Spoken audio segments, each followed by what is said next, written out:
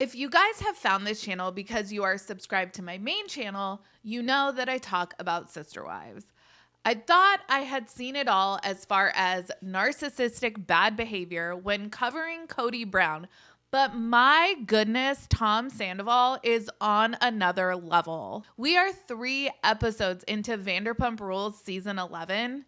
Season 11 picks up on the heels of Scandoval, and right as season 11 was premiering, Tom Sandoval behaved like an absolute asshole when he was a guest on the Vile Files podcast. This dude's calculated manipulation is actually scary and unsettling to watch. Today we are going to talk about the worst dude on reality TV. Let's get into today's video. Hey everyone, what's up? It's Sarah, and welcome back to Sarah Spills. I remember hearing my grandparents talk about where they were when the news broke that JFK was assassinated. For our parents and for us as kids, it was where were you when Princess Diana died? For millennial bravaholics, it's where were you when Scandoval broke? March 2023. For me, I was just entering my 3rd trimester. My husband was out of town, and I decided I would take this opportunity to rewatch Vanderpump Rules from the beginning. I had just sat down to turn on the show when I look at my phone and there is a TMZ notification that Tom and Ariana had broken up. And the reason? Because Tom and Raquel had been having a months-long affair. What?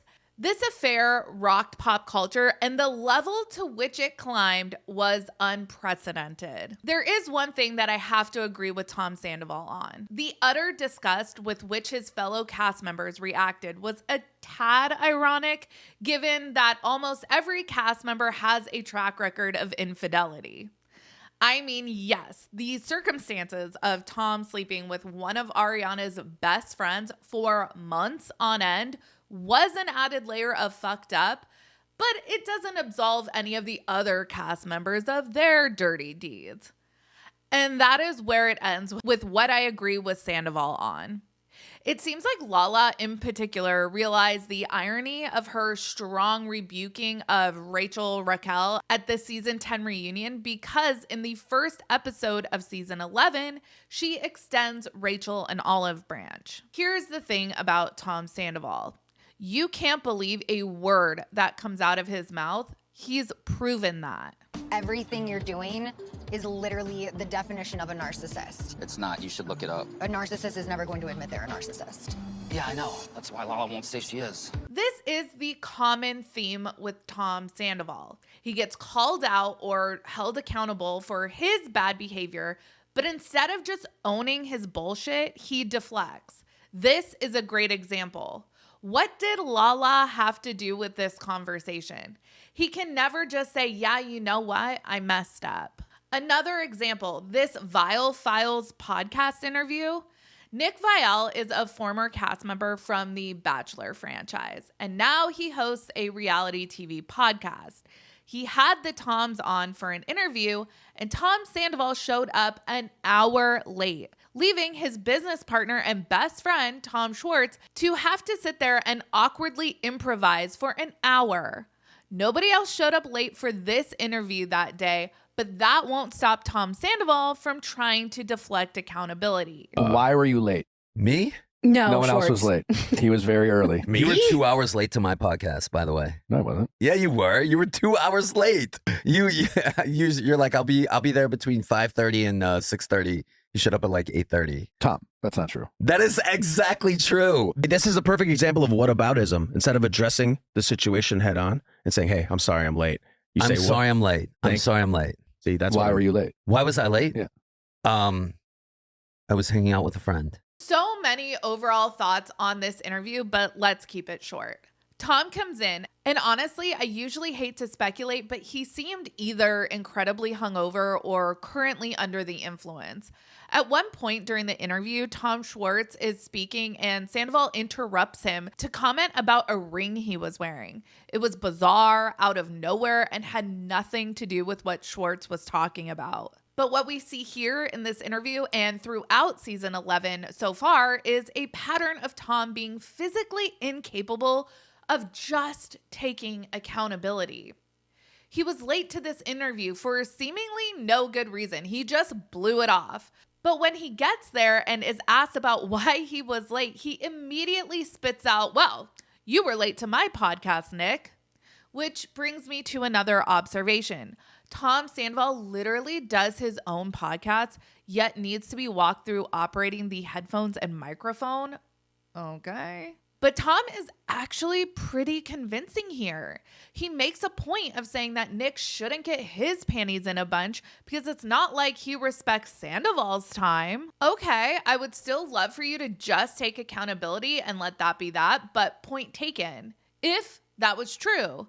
Nick is sitting there like, what the fuck are you talking about? I wasn't late to your podcast. And Sandoval is like, yeah, you were. And then Nick's fiance brings the receipts to disprove Sandoval's alleged timeline. If it wasn't for Nick's fiance, it would be really easy to believe that Sandoval was telling the truth. He is so convincing, and that is scary. I have no doubt that being Tom Sandoval this past year has been rough. I seriously doubt when he and Rachel embarked on this affair that they thought it would blow up to be Scandoval. Being what the group's history of infidelity was, they probably thought it would be accepted to some extent, just like every other group member's misdeeds. Well, it wasn't. And whether or not it's fair the extent to which the backlash grew, Tom still needs to be accountable to his friend group and to his ex-life partner, Ariana. Sure, he doesn't owe the world anything. We are going to have our opinions regardless. But the people he actually knows in real life, he does owe them something. In episode 2 of season 11, James comes to Tom and Ariana's house for Tom's birthday. He wants to confront Tom about the past few months and how it's made him feel because Rachel was James's ex-fiance.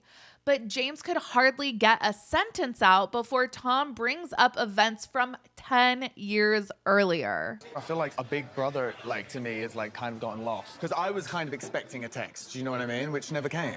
Are you sorry for betraying me? Betraying you? Yeah, the ultimate betrayal. I just want to say one thing. And this is why maybe I was so angry, is because, when you did that with Kristen... You're not going to talk about 10 years ago. I'll stop it's you right there. It's not 10 years ago. It wasn't 10 years. Such a you've got so much growing up to do still, Tom. It's sad to me. So you want me to take accountability, but you won't? It's embarrassing, Tom. Sandoval just needs to go tit for tat no matter how irrelevant the circumstances are. As if Tom Sandoval was a faithful partner to Kristen. As if Kristen didn't also cheat with his best friend at the time, Jax. As if Tom didn't go on to make a life for almost a decade with one of the girls he cheated on Kristen with. Also, justice for Miami Girl. That just needs to be said. I think part of the reason why there was such a swift and definitive cancellation of Tom Sandoval, he just never showed any real, true, authentic remorse. Everything was always couched in, yeah, I did this, but here's why. It was never, I messed up, period, end of sentence. And that's what people were looking for. Just own your shit without having to drag other people's wrongdoings into it. The season 10 reunion was rough. They filmed that just weeks after Scandoval broke. Rachel had a restraining order out against Sheena. Emotions were high. The cast unleashed on Tom and Rachel. Deserved, in my opinion, but I think we can all agree it was still tough to watch. This conversation with Lisa in episode 3 really infuriated me. This mob mentality, I was always so against it. I know, so why don't you point that out to them? I just want to move on. But if I say I'm sorry and I cry, crocodile tears. Okay, I battled with suicide. No. I was hanging on by a thread.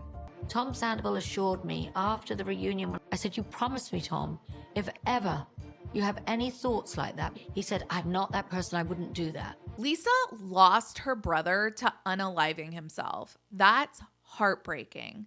Lisa recognized how out of control things got at the reunion, and she reached out to Tom to make sure he was okay. She wanted to make sure history didn't repeat itself with what happened to her brother. Tom assures her he would never do something like that. He assures her that off camera. Suddenly, it's a different story when the cameras are rolling. This topic comes up again when Tom and Sheena sit down at SUR and Sheena calls him out. You have not been acting like you have a heart. But don't you think if you would have been honest and remorseful from the beginning, it could have been a different outcome? You don't need to keep doubling down and acting like the villain, Tom. I've apologized to you. She doesn't want to see me dragged to the point of like, I mean... Nobody wants to see that, Tom. I know, but it's been relentless. No one is wishing for any harm to come to you or her. I just want to make that clear. Sheena is exactly right. Nobody wants to see Tom or Rachel hurt themselves. They just want accountability from people they considered good friends. I truly hope that if Tom ever did have thoughts like this, that he gets help. There are a lot of personality traits that he possesses that I think therapy would benefit him immensely. I truly hope that this isn't just another deflection tactic he's using to abscond from accountability, especially with Lisa, who lost a family member to the very thing Tom is confessing to having thoughts of. If this is just a ploy for sympathy, that would be truly fucked up.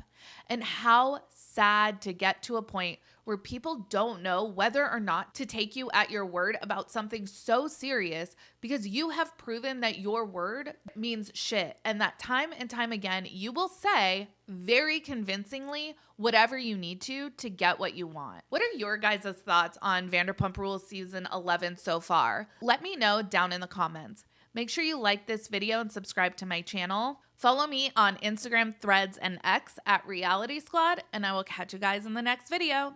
Take care. Have a good one. Much love.